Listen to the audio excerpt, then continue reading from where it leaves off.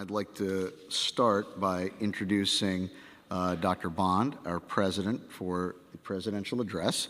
Pramod is known to everyone in the audience, so I will forego a long introduction, but he is a cardiac surgeon on faculty at Yale, has had a long and distinguished career there and at other esteemed institutions around the world, and he is going to be talking to us today about art, archaeology, astronomy, and artificial organs. So thank you, Pramod.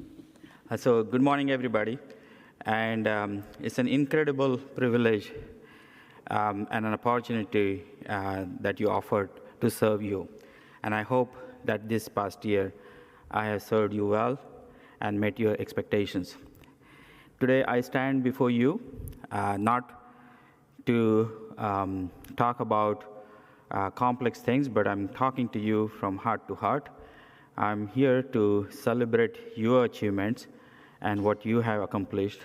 And then I'm going to be digressing a little bit in terms of talking directly to the young members of the society.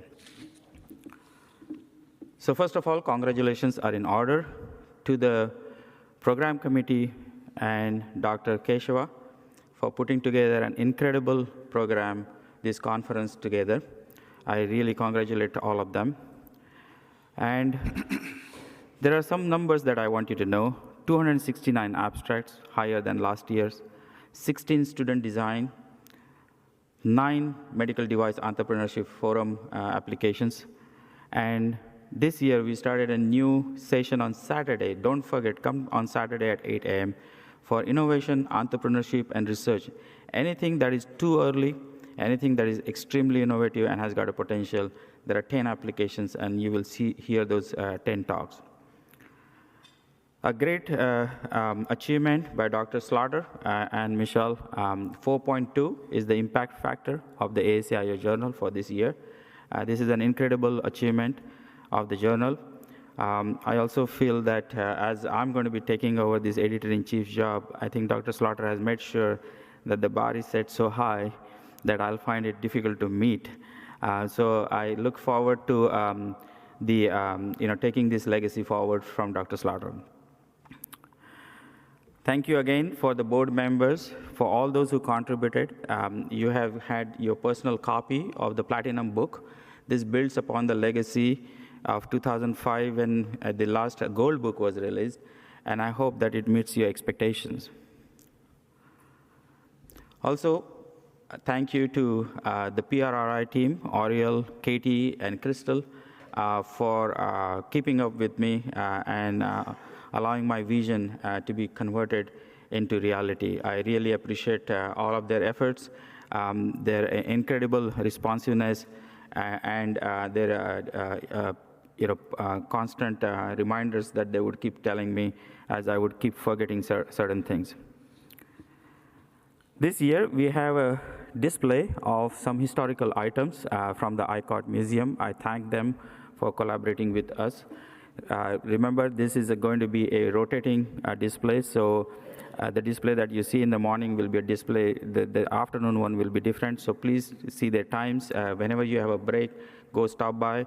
Our history committee members are going to be there, and they'll be able to give you a oral history of all these devices. It's really a rare opportunity to see these historical items.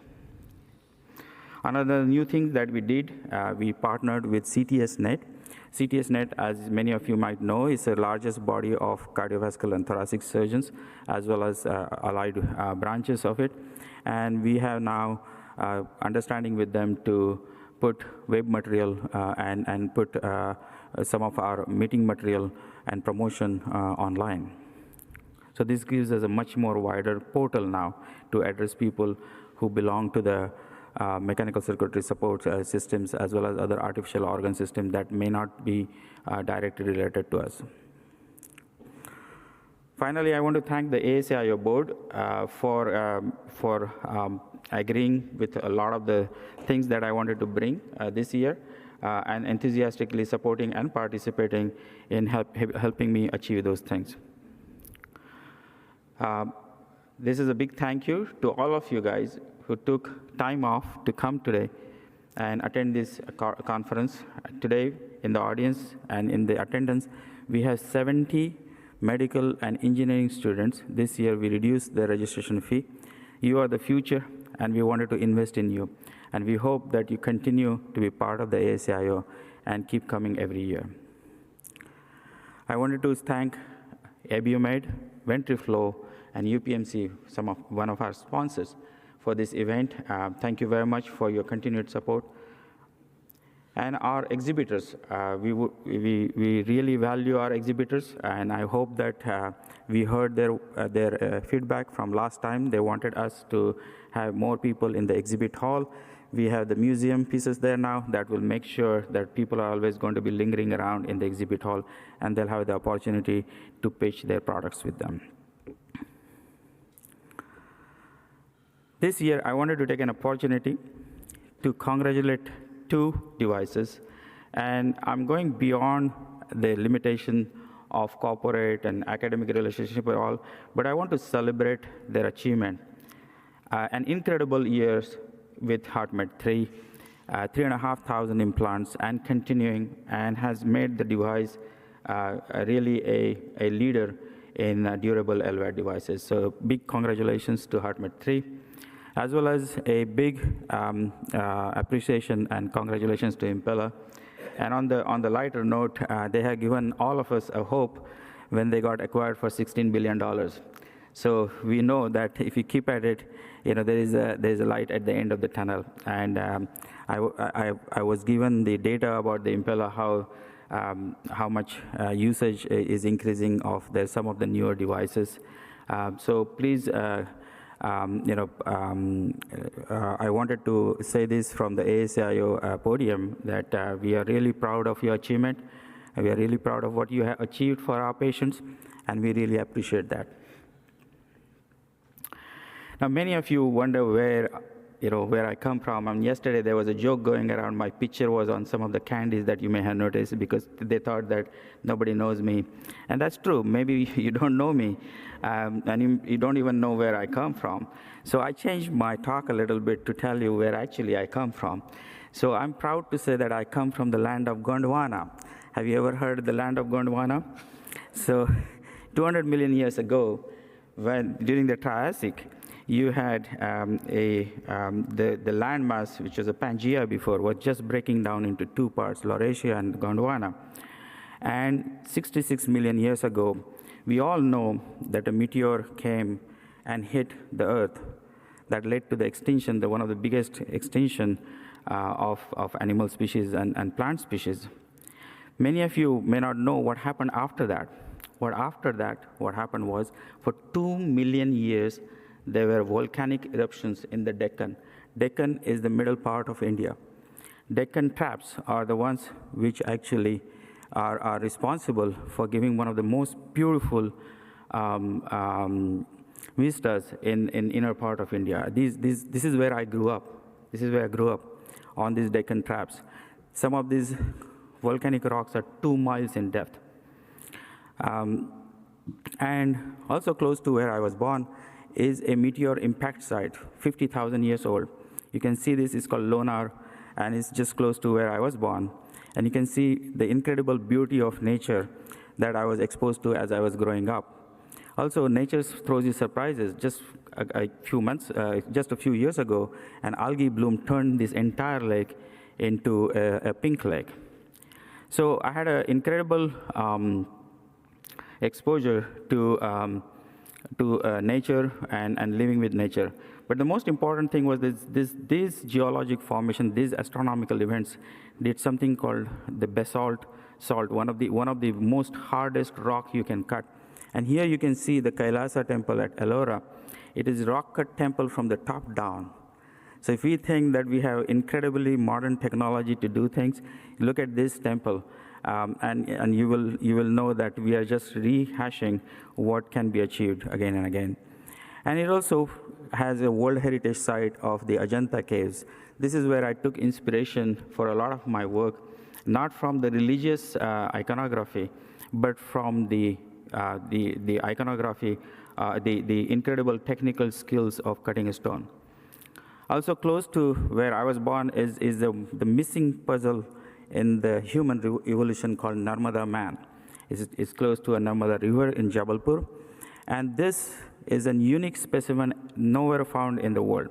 This is a specimen that comes from an archaic Homo sapiens, which is a bridge between Homo erectus and Homo sapiens. You can see him in the right top-hand corner.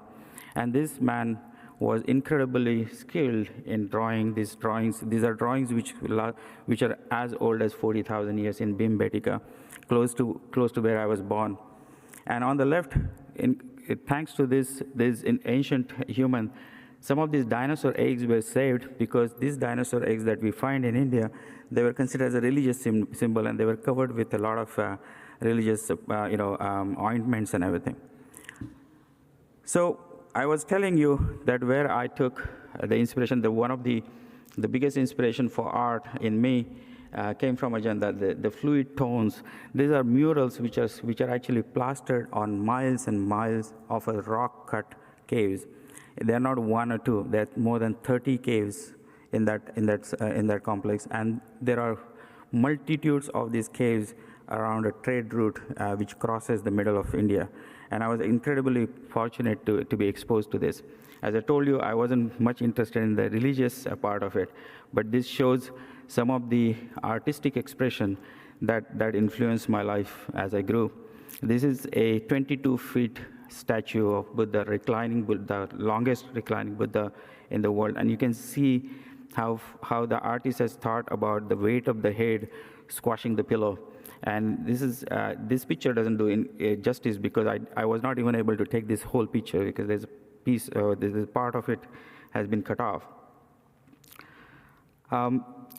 Close to where I grew up, you may not know what an Indus Valley civilization is. It's actually a civilization that is older or as old as Egyptian and Mesopotamian civilization. And the southern tip of this reached where I was born.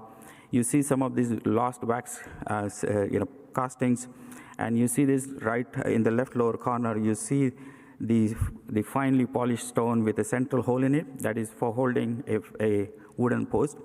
And in the background, you see those bricks. Do you know how many years ago it was this? This is almost 5,500 years ago. And the bricklaying hasn't changed much. It's remained the same. Of course, we lost the art of how to polish the stone like this now. And at its zenith, the land that this civilization had was larger than the Mesopotamian and Egyptian land. So I lived with technology that this is a technology that is almost 9,000 years. These are root canals from a surviving and the people survived this root canal, and this is from Mehergarh in northwest Pakistan. This is the same civilization. And we saw this, you might think that this technology was older. It wasn't older. As I grew up, I saw this in the day-to-day bazaars, the same measuring cups, the same incredible accuracy in measuring small pieces of gold and small pieces of jewelry. You see these earthen pots. And, growing up, nothing had changed. The pots were made the same way. You can, even in the bottom, you can see these clay figurines. They are separated by 6,000 years, and they're almost all the same. And this is the life that I saw growing up. An idyllic life, time stood still. There was a simplicity as well as beauty and hard work. This formed the basis of how I formed my early ideas about what life and meaning of life would be. But also, I was really fortunate to grow close to a nature reserve called Botha, where it wasn't very unusual for us on a weekend to walk into the wild and see tiger and leopards and deal with frogs and earthworms. In fact, I used to spend so much time outside of the schoolroom. I wasn't a very good student. At least my teachers never thought that I had any potential. So I used to spend all my time in the wild, working with the animals and the plants and everything. This did help me because when finally I had to study botany and zoology, I didn't have to learn because I knew the life cycle. I knew what these plants look like and how these leaves look like. Also, I was thankful to my parents and my upbringing because reading of some of these ancient texts wasn't unusual. It was pretty standard. And in fact, my father was a brilliant mathematician, and he knew some of the ancient techniques of calculation. On the right-hand side of your screen, you see these dots, and these dots are the first representation of zero. It's 1800 years old. And and it comes from the philosophical concept in Hindu thought of shunyata, or nothingness. Growing up, I was very exposed to the heroic tales, the importance of empathy, the importance of charity, and the importance of giving back. At the same time, I was very much inculcated with the true values of leadership, of serving. Leadership is about serving others and not serving yourself. Here comes the funny part. All of you think that I know English since I grew up. Actually, I learned English when I was 16 years of age using a dictionary and a newspaper. And there were only few people in the town. It was an incredibly small town, and there were only few people who would get this newspaper. So I had to go early morning to pick up the extra copy that they would sell. I also had very talented schoolmates. This is one of the celebrated artists. Her name is Sangeeta Abhay. She was featured in Civilization series. I don't think I can even afford one of her paintings or sculptures. But a lot of these classmates have gone on to become incredibly successful.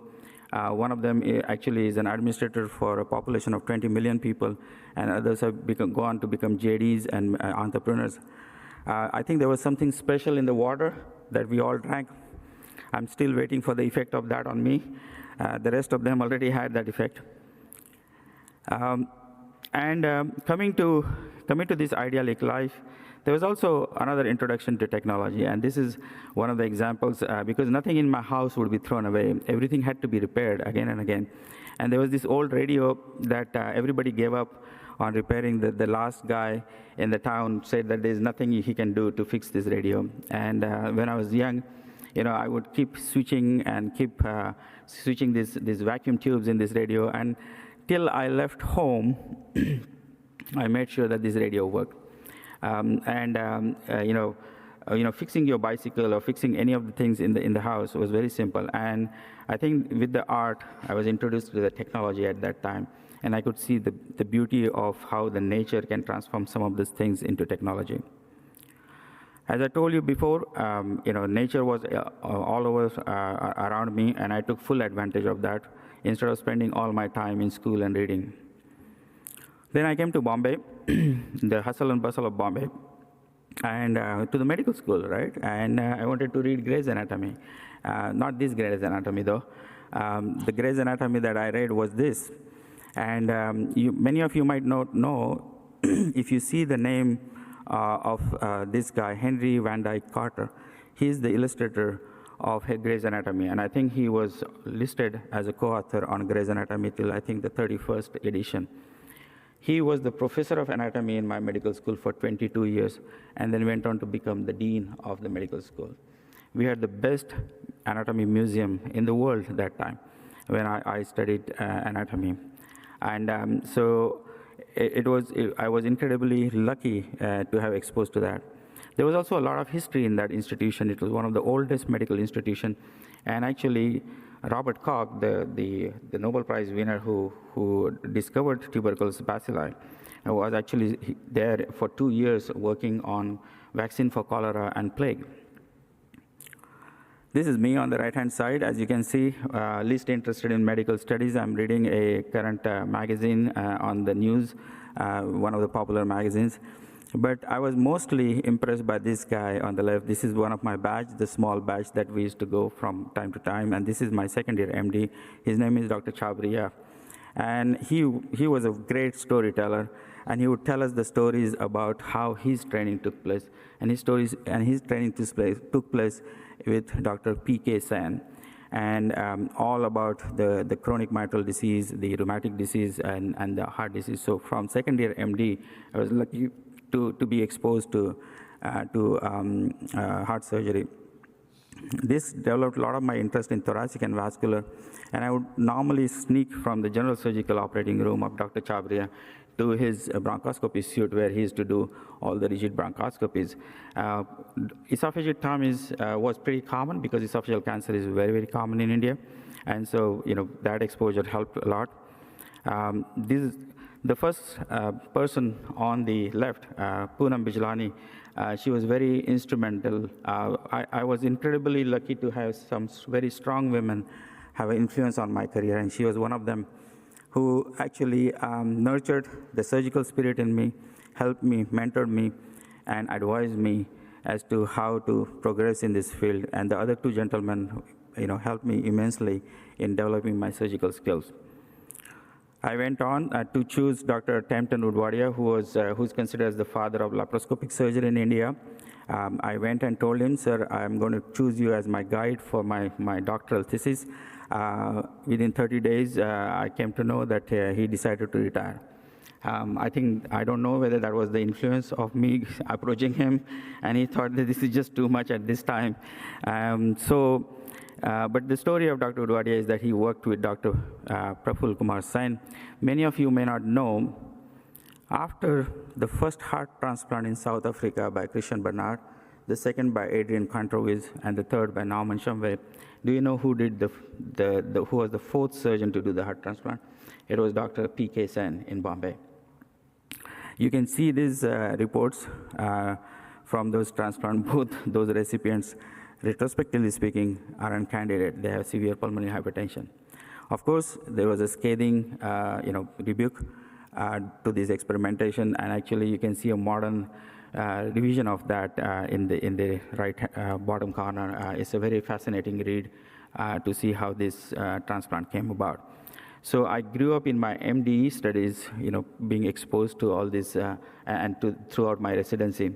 But my residency was also highly influenced by this doctor, my mentor, Dr. Nazir, one of the most compassionate, empathetic, and one of the best vascular surgeons I ever trained with, and one of the best esophageal surgeons. I think he had a glove size of 8.5 or more, which he used tightly fit into. And it was, we all used to have our heart go into asystole when he used to do a transhiatal esophagectomy, when his hand would move to dissect the heart because there would be no blood pressure, there would be no pulse. But he was an incredibly talented and skilled surgeon. And the other mentor of mine is Dr. Algotar. I learned from him that how with very little resources, you can still accomplish great feats in surgery. This is some of the works that I saw with portable shunts, and that introduced me to vascular surgery. That time in Bombay when I was doing my residency was particularly fraught with a lot of violence, both gang wars, mafia wars, bomb blast, and all sort of things. Of course, it was incredibly helpful for a surgeon to be in that region. In fact, where my hospital was situated all across, there were different types of mafia who would attack each other. And so, as a result, surgery wasn't a privilege. Actually, it was a necessity.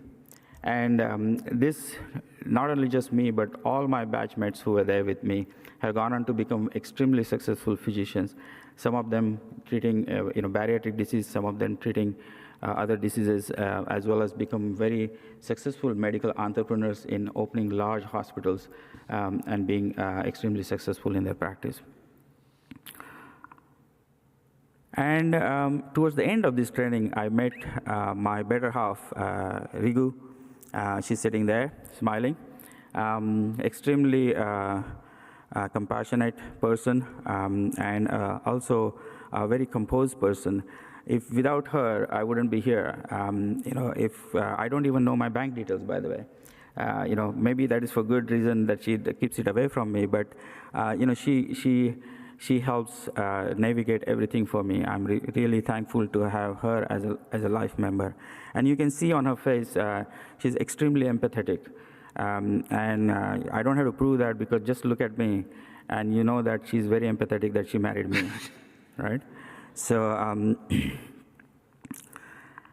after this, Dr. Nazir, who was my mentor, actually recommended me to go to United Kingdom, and on his sponsorship, I went to United Kingdom. And I want to take one small moment to acknowledge Dr. Simon McGowan. He passed away recently, just a few months ago, while he was an avid bicycler, but he was a true gentleman. I have not seen more skilled cardiac surgeon in my life than Dr. Simon McGowan, and more dedicated to his trainees and his mentees growing in the field. He was a true gentleman and always dressed sharply, and always would exude confidence in you. And he was really helpful in my career. The second gentleman is Dr. Dennis Gladstone, and he was an Englishman with a very pronounced English accent, but was incredibly helpful in growing taking the junior surgeons into the senior role and making them independent. And the last one is Dr. Kampalani. He was a registrar. He was a senior registrar of Dr. Magdi Yaqub and Donald Ross for 10 years. And he would tell you all the incredible stories about these surgeons, also talking about how the baboon heart transplant took place. And I always joke that I was blessed to have an Irishman, an Englishman, and an Italian who trained me to be a cardiac surgeon. Taking Dr. McGowan's advice, I moved to Johns Hopkins here in Baltimore, and a lot of you must have wondered why there is a smile on my face every day that you see me today. Is because when they told me that your presidential year, the conference is going to be held in Baltimore, this is the city that I arrived first in the United States. This is where I saw everything that I'm thankful for. And so that it is a special place in my heart for this particular city. These are some of the people. Dr. Baumgartner, who is in the middle top, he was the person who gave me the first chance, the first opportunity in cardiac surgery. I had never seen a better leader than him. He was a chief of cardiac surgery for almost 22 years, I think. Soft-spoken, but a very effective leader. I learned the importance of keeping your word from him. On the top left-hand corner is Dr. David Yu. He's a great mentor and a friend. I did my first ECMO, my first BiVAD, and my first durable LVAD with this guy. And he's been there in my life ever since, helping and shape and promote me. The person on the right-hand-most corner is Dr. Luca Vricella. He's a pediatric cardiac surgeon, one of the most skilled pediatric cardiac surgeons I ever worked. And incidentally, I did my first heart transplant in the United States as a pediatric heart transplant, not as an adult transplant, because I was not even a pediatric surgeon. And Dr. Kanti at the bottom, and Dr. Asha, you saw him yesterday. Dr. Asha was there in the MCS VAD University. They were incredible in introducing me to heart and lung transplant. And Dr. Duke Cameron in the middle, bottom, he's an aortic surgeon. I learned my aortic surgery from him. He tried many times to get me back to Baltimore, and I think he's still wondering, how that can happen. I'm really thankful to them, as well as my mentor, Dr. Vincent Gard, hearing about all the stories about Minnesota and learning about innovation and learning about, what environment actually leads to invention. A lot of people in this audience, as well as all across the centers, are incredibly skilled, very hardworking. Why is it so that only few centers lead in invention and innovation? And if you ever wonder that, it was worth listening to Dr. Vincent Gard. The whole atmosphere, the whole spirit, the culture, the importance of the culture that drives innovation. I was very fortunate to have spent time with him. A true gentleman. You may not know, one of the first pacemaker used and one of the first bileaflet prosthesis was from Dr. Vincent Gard. This is one of the pictures that he shared with me about the cross circulation. Cross circulation is where the parent serves as the donor for the child, as the oxygenator and the pump. You can see in this picture, everybody's focusing on the child. On the right-hand side is the donor. There's not a single guy looking, or a person, or a physician looking at the donor there. You see? And this is this is the original picture that I scanned, and I really cherish it. So this is important because today, when you have this book, the Platinum book, go around. You have got a lot of pioneers sitting here in the audience, and throughout this conference, ask them to sign that book. Make that book into the most memorable item in your library. Do that. take my advice. Just go around, torture them, bother them, ask them, I want your signature. Where is your paper? I want the signature on this paper. And they will oblige you willingly. Do that for me. I think that will be a great thing. I'm going to do that myself, so, please go ahead and do that. During this time, of course, I got introduced to all the VATs. I think these are a couple of pictures where we are trying to put the hardware device or the Paragon, which was a net around the heart. Also, this is the time that we tinkered around with what subsequently became the transmedic system, the organ transport system. This was a nerve-wracking experience because we were trying to keep this heart on this machine for 24 hours. You do not want to see a heart which has been on the machine after 24 hours and try to put it into another canine and make it work. It's not very pretty. I was blessed to have my miracle baby being born in Johns Hopkins in Baltimore. That's Ria. She's sitting there. I learned so much from her. I'm really proud of what she has achieved. On the right-hand side is she in a competitive swimming competition. She's incredibly talented person, and I'm really proud of her. And she really changed a lot of things in my life and still continues to change those. I also happened to work with Dr. John Harmon, who unfortunately couldn't come. Today he's in Baltimore, but he couldn't come today because he's down with COVID, and I wish for his speedy recovery. Many of you may not know this. All the theories that you know about gastroesophageal reflux were established by this man. And he's very humble. He wouldn't say that, but he's the guy who did that. I worked with him, and we went on to develop one of the first esophageal cancer vaccines. So my work is not just in the organs, but also in other fields. I think it definitely works in the rats. I don't know about the humans. But I was really thankful to him in terms of how to do a systematic research. I did have a brief sojourn to UPMC, and I see Dr. Carmos sitting there, incredibly talented surgeon and a true pioneer in the MCS field. I was very fortunate to have spent time with him. And Dr. Yoshi Toyoda on the right-hand side. This is how Yoshi looks all the time when he's happy. One of the most talented lung transplant surgeon I ever saw. I wish one day I can dissect a lung, hilum like him. But he was very patient, very helpful, and also had the privilege of the friendship. The person in the middle is my friend from medical school. His name is Dr. Ravin Bazaz. He's an electrophysiologist, and nowadays he's all into the fast motorcycles. And this is a picture just last week, by the way. Okay.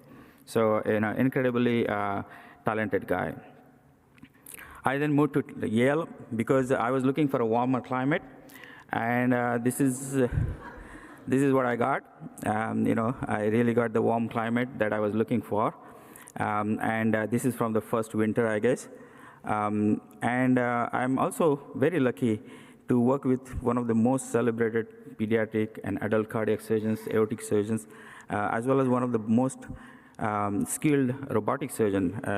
The person at the bottom, Arnold Gerson, before he left, I was fortunate to see him operate on using the robot. A very talented group of people, and I'm really privileged to work with them. These are some of my people that basically break more things than fix more things or build more things. They're just like me, or even better than me. And at the right bottom corner is Mrs. Stansel. You must have heard about the Stansel shunt. And we presented her with a 3D replica of the original surgery her husband had done 55 years. And she had supported the laboratory that time with a donation. So we had a lot of successes and a lot of failures. I would say maybe 999 failures and one success. And one of them was this. I think inherently I'm a very lazy person. I don't want to spend doing something that I can find an easier way. And when I was in Hopkins, one of my job on Wednesday afternoon was to conduct the driveline clinic, where people used to come with the driveline infections. And my grouse that time used to be always that I had to miss the operating room to be in the clinic. And, so I said, I'm going to find something to fix this. And it helped that I used to fix the radios. Remember those radio frequencies? At least I had some background. So when I reached out to Dr. Joshua Smith at University of Washington, I could at least talk his language, or at least I could understand what he was trying to tell. And we could work together to come up with a wireless powering solution.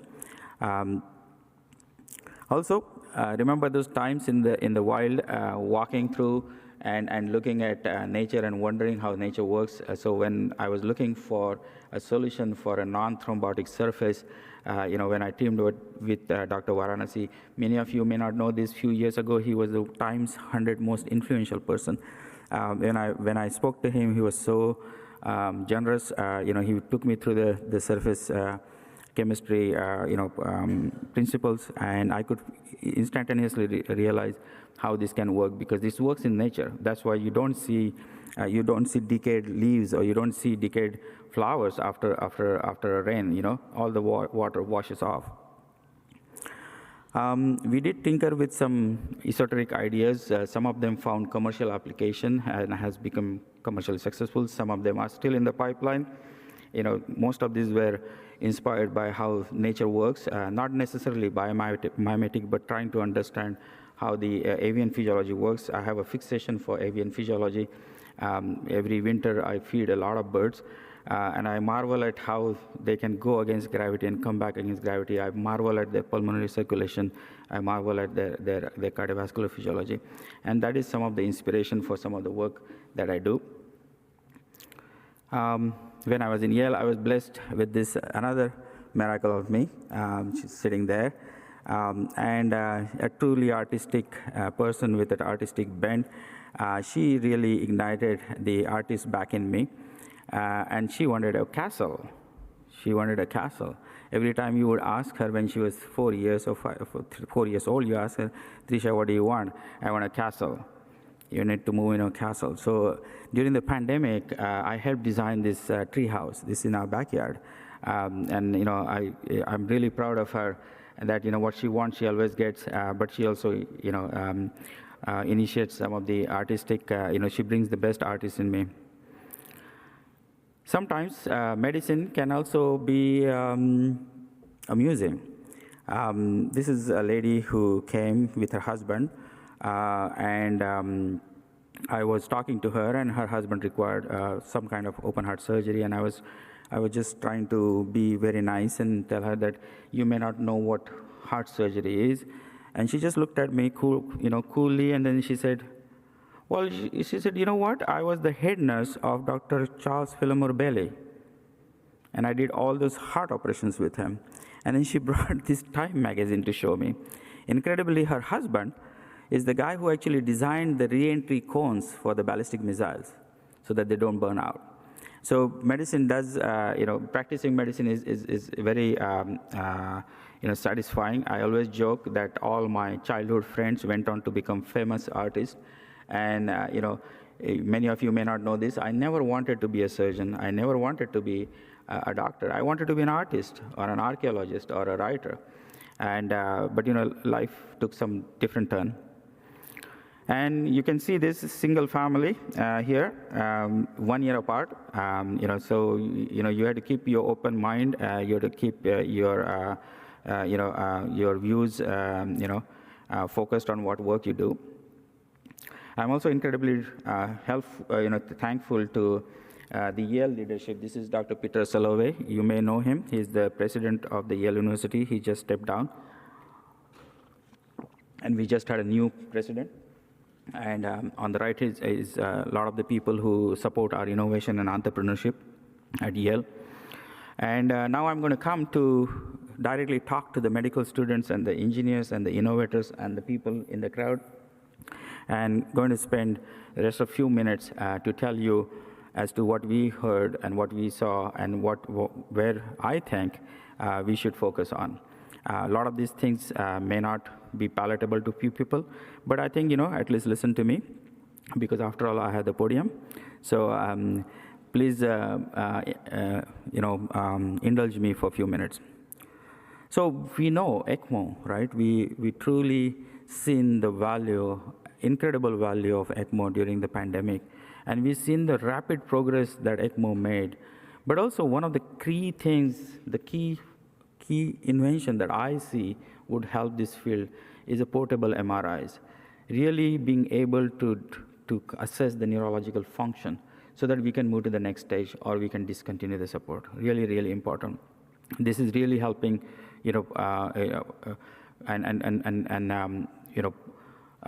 deploying this skill and this tool widely. Also, we learned a lot about transport. This is one of the mobile resuscitation consortium from Minnesota. But also, imagine the sophistication and the lessons that we could learn from Department of Defense. These are two soldiers on ECMO being transported in a transport plane. Look at see the details, see the padding of the legs and everything. Everything's perfect. And they've been doing this hundreds of times, again and again and again. Now we need to figure out how we can do this in the field. Because we know that there is a critical technological barrier that one overcomes, and that's when spontaneously, not hospital, issuing press releases, but when spontaneously journalists and lay media starts taking interest in what we are doing. And that's exactly what is happening in ECMO. We see that now the lay people are showing interest in this, and that's why ECMO has got a great future ahead of us. You see Scientific American asking us now as to, why we are not doing more EPCR. So this is what we have been, saying for a long time. And I really see where we will make the biggest impact going forward in outside hospital arrest. Survival is less than 10%. I know the romantic stories, depiction of CPR in the medical drama series. You go, you give pump, code, give shock. But the reality is this: that if it is not VT or VF, the outcomes of outside arrest is less than 10%. We have the technology, we have the know-how. This is where we want to go.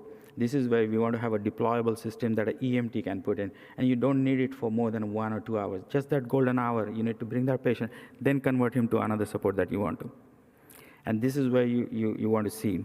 Many of you may not agree, but I think this is where we need to move. And you can learn a lot from SAMU.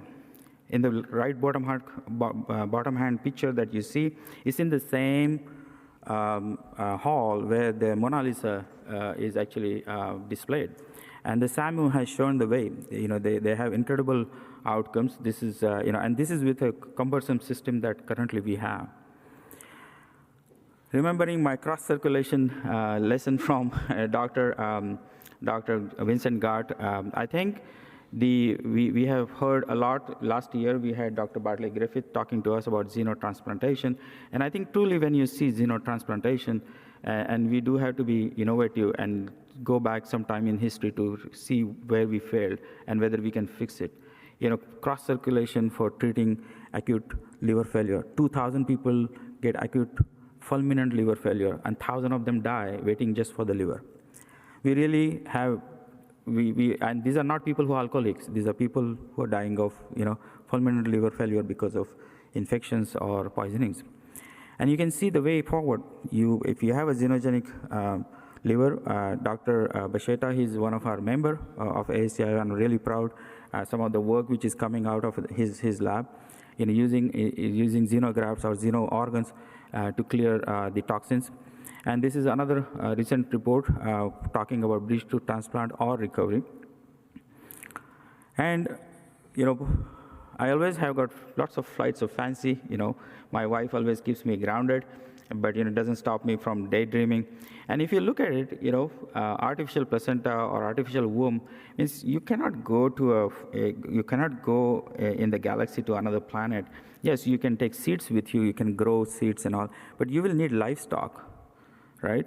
Yeah, I'm not talking about growing humans. I'm talking about at least the livestock you want to grow. And this is one of the things that you will see becoming more mainstream. Now coming to the heart, because a lot of you guys are related with mechanical circulatory support or heart. And here I'm going to talk to you about certain observations, certain things that my simple village mind does not understand. And correct me if I'm wrong. So we did a lot of progress in pumping. We are very good at pumping. But are we good at fixing heart failure? I don't think so, because all our patients who are getting pumped with our pumps, they still have heart failure. Somewhere something is missing. I'm not going to give you answers because I don't have the answers.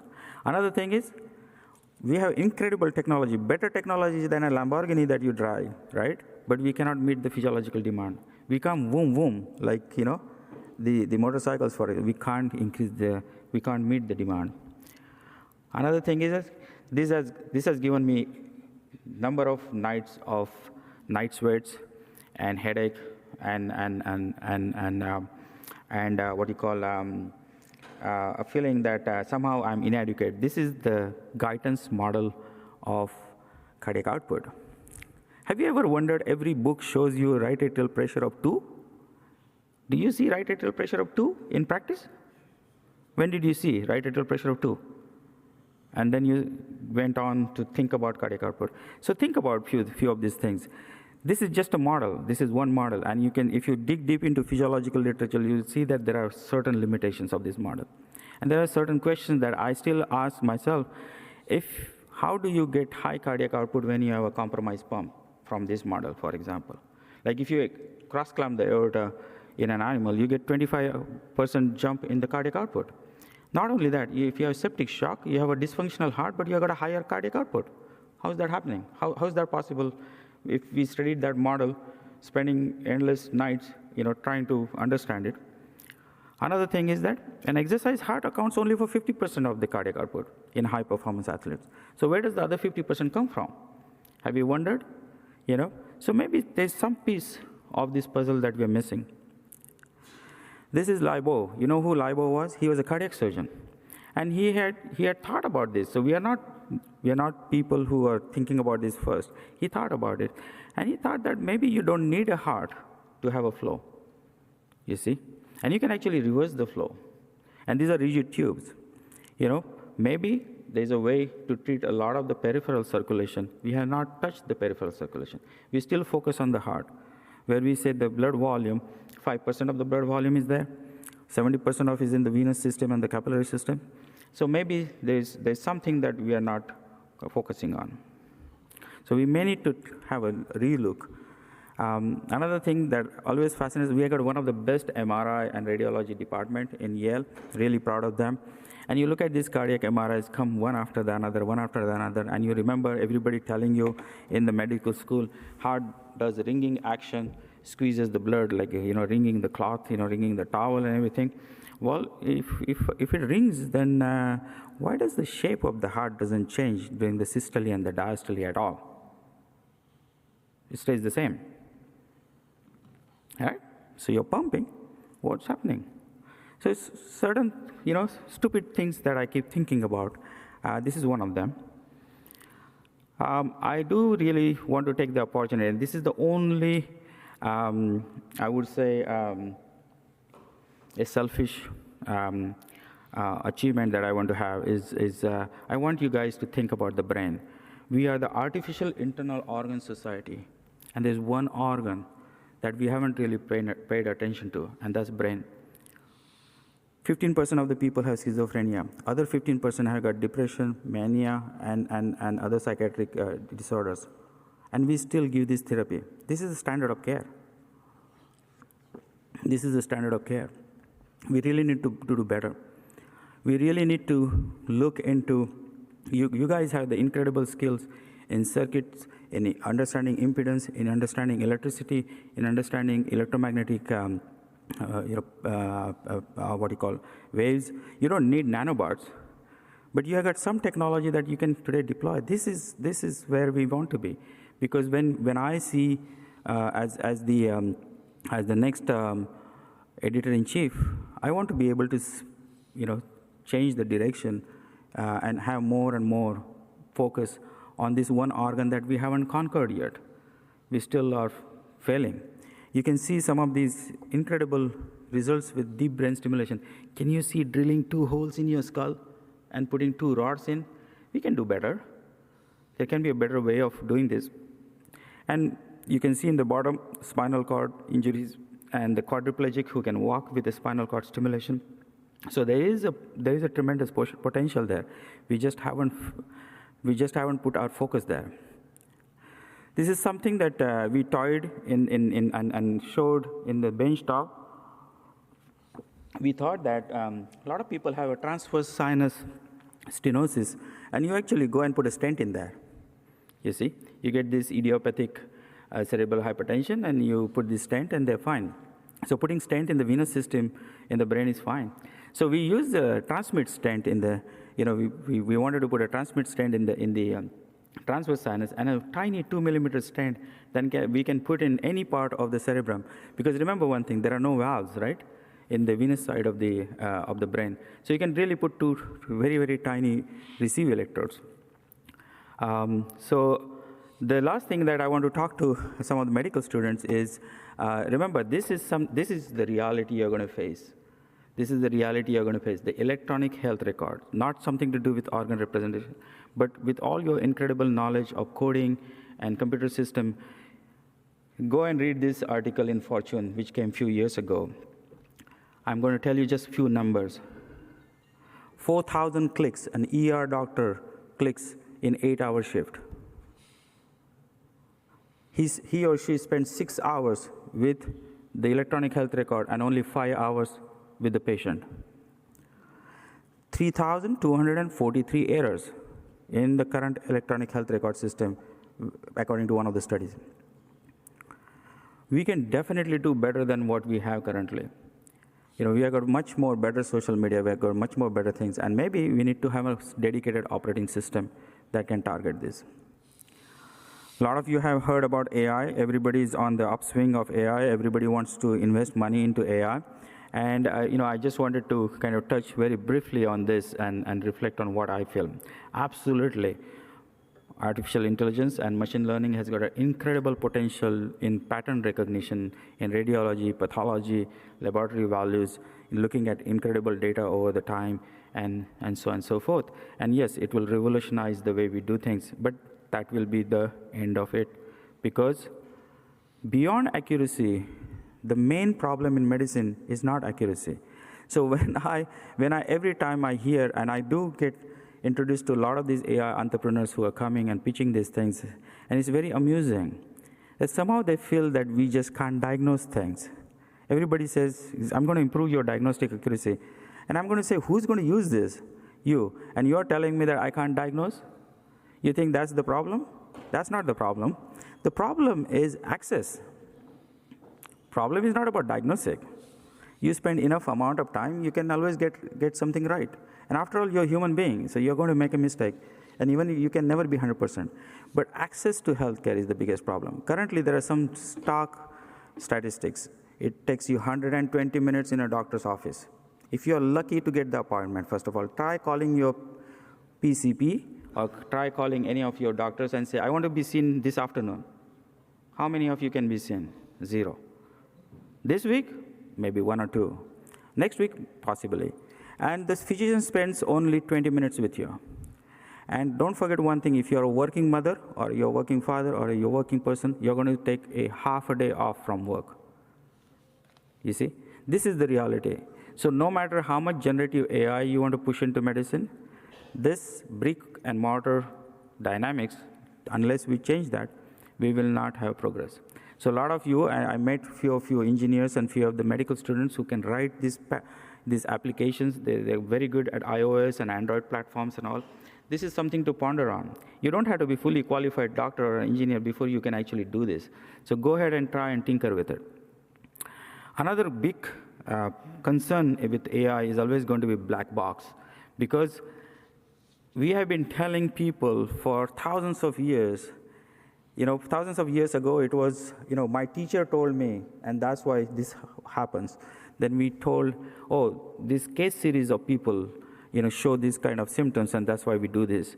Then we came to publications, and we said, this is the published outcomes, and we do this. And now we are talking about randomized controlled trials, and we say, based on the meta-analysis of so and so many trials, we do this. And then you're going to go to an AI, which doesn't tell you what the base code is. How did it come to the conclusion? Isn't that an oxymoron for using AI in medicine. So till we don't address that issue, you'll have a problem. But there's a good news. Today, after this talk, I want you to go on your smartphone and search for Grok, G-R-O-K. This is an incredible tool that is available to you in base code. This is an AI tool that is available. Go and tinker with it. I have started tinkering. And you don't need to know AI. That's the beauty of it. You see? Go and tinker. Because now you know the base code. Now you know how this algorithm is working. Now you can convince people that based on this, this is the conclusion. This was the missing key. So you do have this key now, and I wanted to share that with you. Lastly, innovation is hard. A lot of you are innovators and inventors, and we see this traditional funding sources drying up. It's harder, and you wonder whether you just want a publication, you want a paper, or you want to write a thesis. And I want to suggest to you, that even though the entrepreneurship in United States is going through a difficult phase, look at this. This is the future of youngsters, and see that this is a very dangerous trend for a capitalist economy to see that more companies are failing than the companies that we are actually founding. And so the question comes is where you're going to get funding. And the funding will only come if you're passionate, you want to benefit those patients, become a medical entrepreneur or an engineered entrepreneur. Because a lot of the times, you do not need to be a businessman or to have an MBA degree to be a successful businessman. Try it. You'll fail. Don't worry. That's what you do in the experimental lab. You fail. You fail. So why are you afraid of not failing as you become an entrepreneur? Try it. Earlier you start in your career, better it's going to be. Fail, but fail fast. You fail fast so you can move on. And this is the message I want to give those 70 medical and engineering students. I had the incredible opportunity to let them participate in this conference. Think about this. Go down this route. You have an idea, try it out, fail, to do it again. And you might wonder, now, what do I do with art? So, as a busy surgeon, you don't have time. And so the only tool that I have is this, right? And so I use this tool, and I'm going to give you this image. I keep tinkering with shadows and lights and black and white pictures, and this is something that I do, any time that I'm waiting for my case to be ready. Some of these are my scrub nurses, and some of them are my circulating nurses. Again, I want to end my talk by expressing my profound gratitude for the incredible opportunity that you gave me to serve you. As a leader, I always learned that it is about serving others, not serving yourself. It is always about charity. It's always about doing things for others.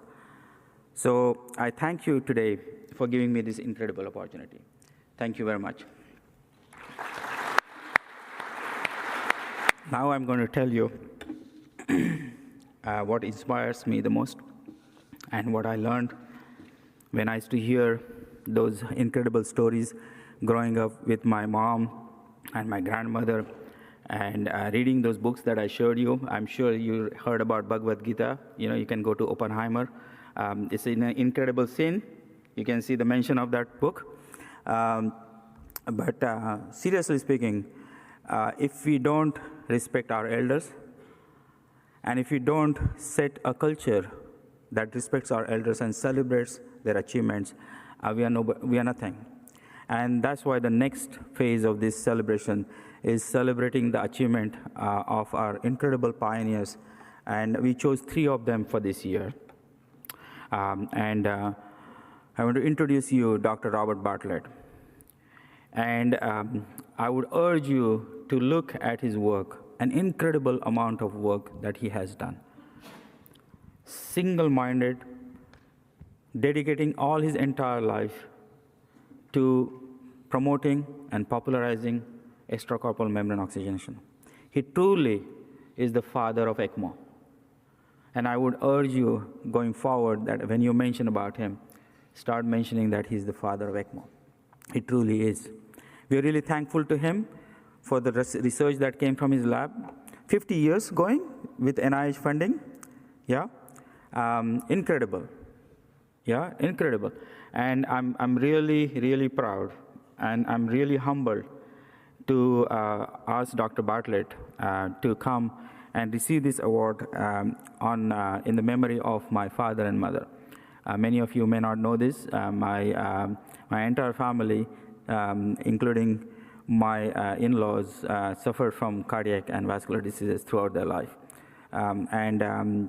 It gives me a lot of pleasure and brings emotions while awarding this to the most deserving man, Dr. Robert Bartlett. Thank you, Dr. Bondi. Thank to all of you for being here in this morning session of this year's ASAIO. Thank you for organizing this award. This is unexpected and quite remarkable. I appreciate it very much. Thank you to your family for supporting it and for getting us all together for a dinner last night. We had a wonderful time. So, Dr. Bondi and Dr. Fraser, who you're going to hear about, and myself and many others in this room fall into the category of clinician scientists.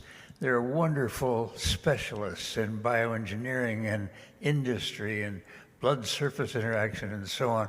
But there's something useful about seeing patients every day and realizing that there are problems which you realize in the first hour of making rounds, and then going to the laboratory to try to solve the problem. So that's what I've done. That's what all of us who are in this category have done.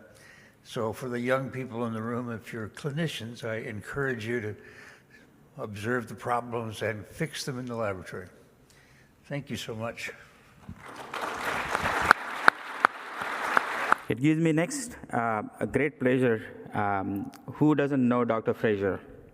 All of you who had the pleasure of completing an abstract with your knees trembling, you're sweating, and you finally finish your presentation, and then you see this Texan hat rising up from the audience, and you think that I would be anywhere else but here, right? So, but he's truly the lion of the MCS world. His roar is loud, but his bite is not. Every time he would get up, he would always contribute and help you improve. And that's the incredible beauty of Dr. Fraser. He is a keen student of history, and it is wonderful to hear him tell you the stories.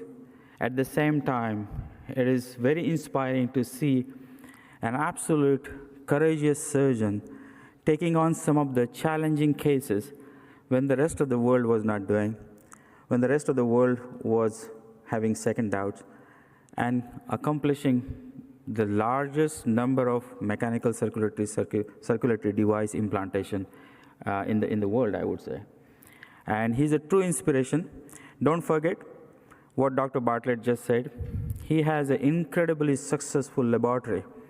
I think every LVAD or every pump, heart pump, had to go through that lab to get the blessing, as I would say, because it makes that pump better, it improves those pumps, and we are incredibly thankful to Dr. Fraser for introducing us to what can be accomplished with courage, determination, and perseverance. Dr. Fraser. I'm very appreciative of this recognition. I was a history English major. I had no interest in medicine until I decided I would already finish my undergraduate. I was starting to law school, and I decided I didn't want to do that. And I'd read a lot of Chekhov in my English studies, and who was a doctor, by the way. And I decided I'd go to medical school. Well, I had no pre-med courses, so I had to take all the pre-meds in 1 year, which is impossible today. And I ended up with 170 undergraduate hours. You know, it takes 120 to graduate. Anyway, I wanted to go to Baylor to medical school, and Baylor was a hard school to get in. Baylor and Tulane were considered the best medical schools in the South. But I wanted to live in Houston because I had a girlfriend in Houston, mainly. That's all I, cared about. Fortunately, she's my wife now, so I can say that. But, and so I started to Baylor. At Baylor, you had to have a research project every year. There were only 75 students in the class at that time. And I had no idea what I would do for research. And you had to have, in your first year, you had to have it by the 1st of November. And it was October the 30th. It shows how chance plays such a role in our lives. And one of my classmates, a guy named Frank Polk, who wanted to be a heart surgeon, saw me and he said it was October the 30th. We had till November the 1st. He asked me what I was going to do for research. And I said, well, I've got another day. I hadn't thought about it. Well, he said, I knew you wouldn't have done anything. He knew me pretty well. And he'd already signed me up to work on artificial hearts with Domingo Leota and Dr. DeBakey. Unfortunately, he had a tremor, so he couldn't go into surgery, but he became a very prominent internist. If you go to Johns Hopkins, there's a hospital, there's a Polk wing named for him. He was a great contributor and tragically died a premature death. So at any rate, I started working with Domingo Leota and Dr. DeBakey.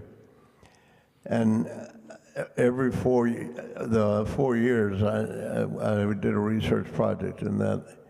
I went to Vietnam in the war and came back in '70 and started to work on the pumps and during my residency when I had some spare time.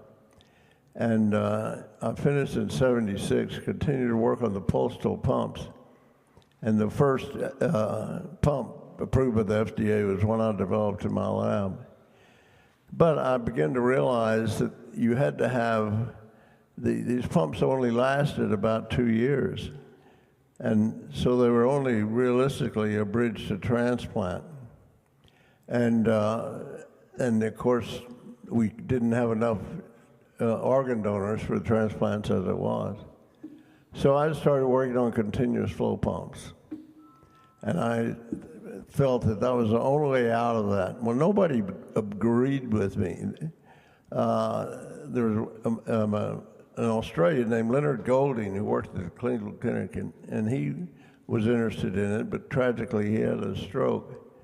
And so I was the only one that did the research, and I paid for it out of my monies, transplant research monies. I got no grants for it, nothing, because nobody believed in continuous flow pump. Everybody thought you had to have a pulse. But I knew we could never have a meaningful long-term pump without a continuous flow, because a pulsal pump will never do it. And anyway, I continued to work on it and work on it with my own money in my spare time from 1984 on. There's being an English major helped. I remember Jonathan Swift, he wrote Gulliver's Travels, among other things.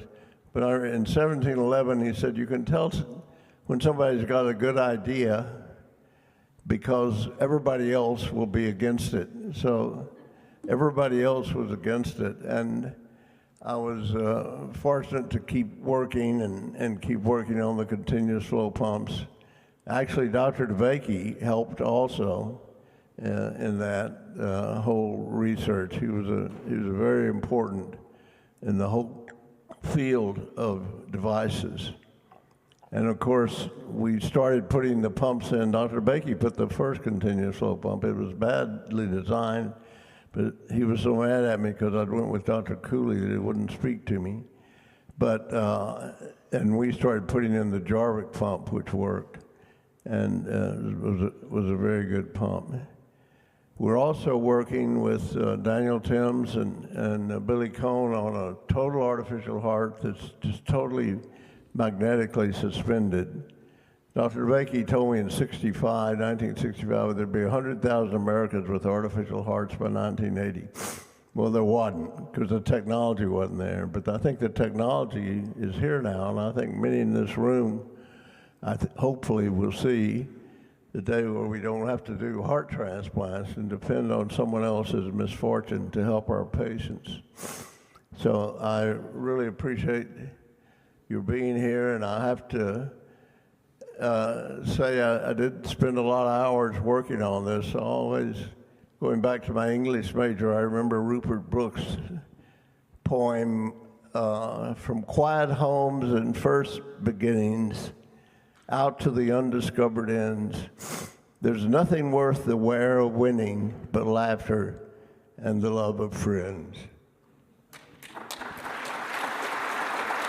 Let me introduce you to the next inaugural Lifetime Achievement Award. And this comes from the bottom of my heart. I have closely seen the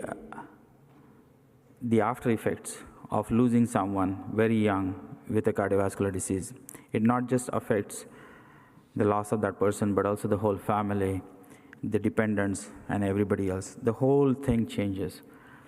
The one person who has incredibly worked hard in the last several decades is Dr. Borovez.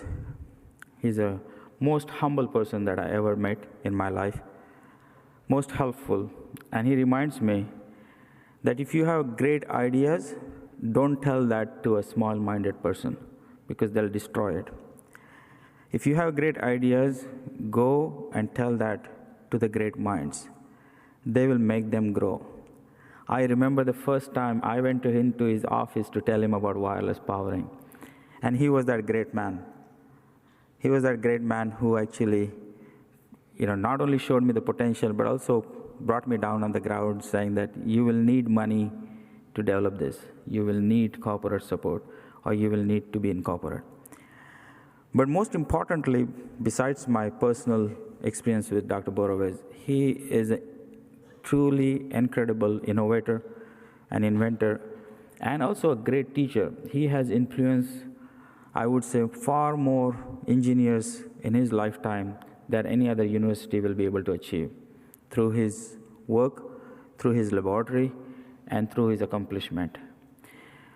Many of you who are young may not know one of the longest running LVAD, an incredibly good LVAD, was HeartMate 2.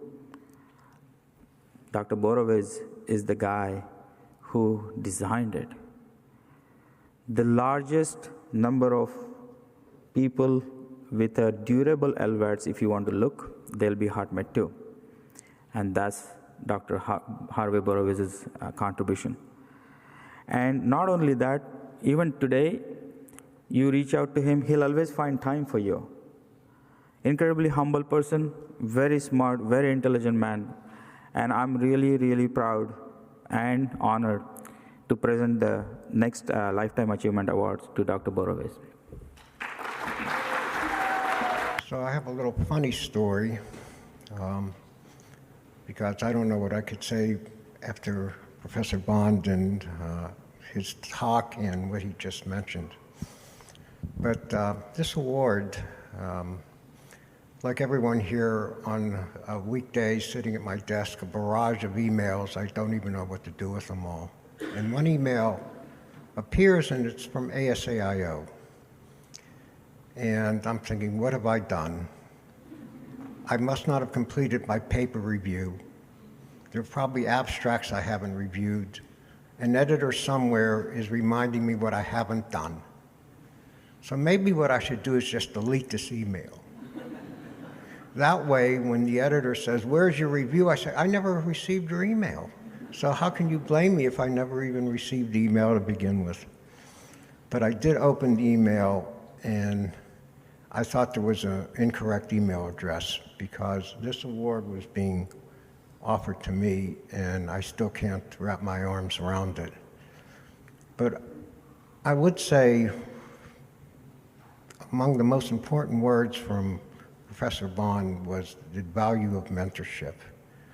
And as you heard, Professor Bond's incredible professional career, which spans so many years and so many magnificent universities doing so many fantastic things. What Dr. Bond mentioned in his talk were the mentors who had such an impact on his life. And I think for me, that has been something I've tried to do, try to be a mentor to help younger people achieve success. And I know there are many, many people here from the University of Pittsburgh, and the truth of the matter is, it wasn't me that helped them achieve success. It was they who helped me achieve success. So it's a true honor to be here today, to be in the same company as Professor Bartlett and Professor Fraser. That's also totally overwhelming to me, but I thank everyone, and I thank ASAIO for this wonderful award. Thank you all. As we see the mentors, and as I said, mentors and the culture is what makes you who you are. And one such person that I want to mention is Dr. Slaughter. Many of you can be in the lecture hall or in the laboratory, and I know that he's a great teacher, he's a great investigator, but in the laboratory of a journal, by giving voice to people's ideas, by giving voice to ideas which are too nascent, but has a potential to grow into big technologies down the road, that requires incredible amount of understanding and insight. And this is what Dr. Slaughter brought to the journal, as he took it from Dr. Zwischenberger, and in the last 10 or 11 years, he grew it to an incredible impact factor of 4.2. Currently, everybody wants to publish in ASAIO journal. And I'm not saying this because, it's going to be my responsibility next. But what Dr. Slaughter achieved is incredible, because in that 10 years or 11 years, he gave the ray of hope to all those who were in the artificial organ space. Whether they were directly working with heart pumps, or whether they were directly working with apheresis or artificial liver, or some biohybrid technology, or some other technology that has got potential to impact in the artificial organs world. And a lot of people may not realize this, but as I look at what he has achieved and how he has helped us grow, he has incredibly helped all of us grow. And I count this as a great achievement, and it gives me incredible pleasure to welcome Dr. Slaughter to receive his memento on behalf of the ASAIO community.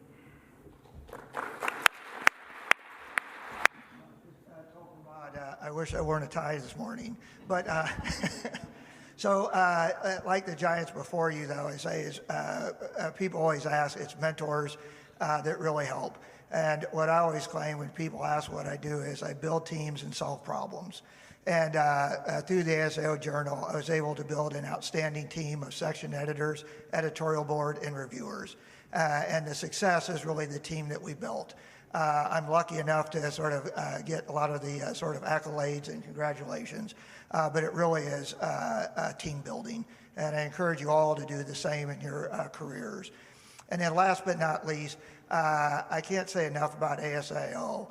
I've been a member now for probably 30-ish years. I think Dr. Bartlett emails me once a year to tell me what I can still do better about the journal, and I really appreciate it. But the idea is this is where I've met all these individuals who are giants in the field. And as they mentioned, the mentorship is very important to everybody here in the room that have been members. And I can't tell you the number of times I've picked up the phone, I've called Dr. Fraser, I've called Dr. Bartlett, even Dr. Borowitz at time, Rich Wampler. They all answer, they're all available. And so these individuals are available to you. It's the beauty of the society. It's a wonderful organization. It's great for your career. And I was very lucky to be the editor-in-chief for 10 years. Thank you very much.